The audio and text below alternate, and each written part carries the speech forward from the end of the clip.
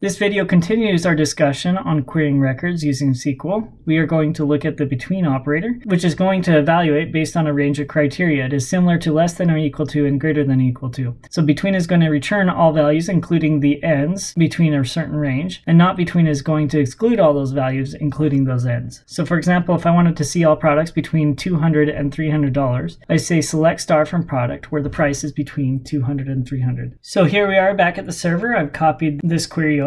I'll go ahead and run it and we'll see that we get the results of products that are between $200 and $300, including the extremities. And just to show you what happens when I include the keyword not, it is going to exclude all those results, including $200 and $300. The next operator we're going to talk about is the like operator. Now, when you go to Google, you don't actually type in exactly what you're looking for. You type in some keywords, and Google actually is going to take those keywords and try to match it to what it thinks you want. So similarly, we have what is called the like operator, which is going to look for certain wildcards inside of a query, and it will match based on the existence of those wildcards.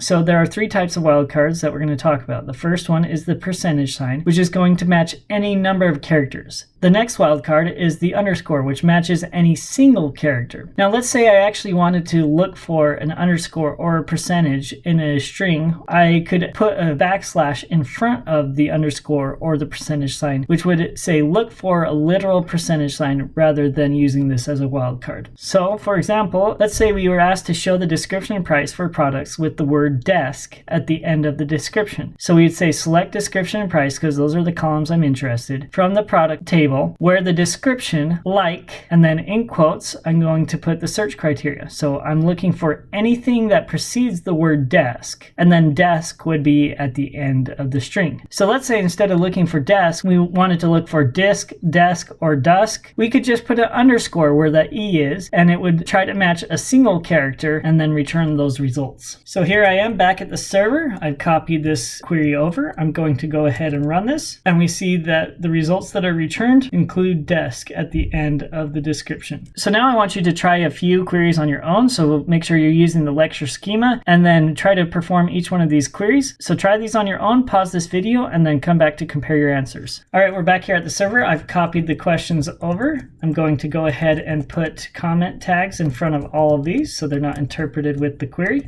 All right, so this first query asks us to show order lines where the quantity is between 7 and 12. So if we go to our ERD, we will see that we have a table named order line with a field named quantity. So we're going to select star from the order line table where the quantity is between 7 and 12. I'll go ahead and run this query, and we see that indeed the quantity falls within that range. All right, this next question asks us to show employees with last names between L and N. So I'm going to select star from employee where last name is between L and N. Put a semicolon, run this query, and we can see that these two indeed have their last name between L and N. All right, this next question asks us to show raw materials between the width of 2 and 4. So we're going to select star from the raw material table. Again, come to your ERD if you don't know which table we're pulling from, and then we're looking for the field of width. So we're going to say from raw material where width between 2 and 4.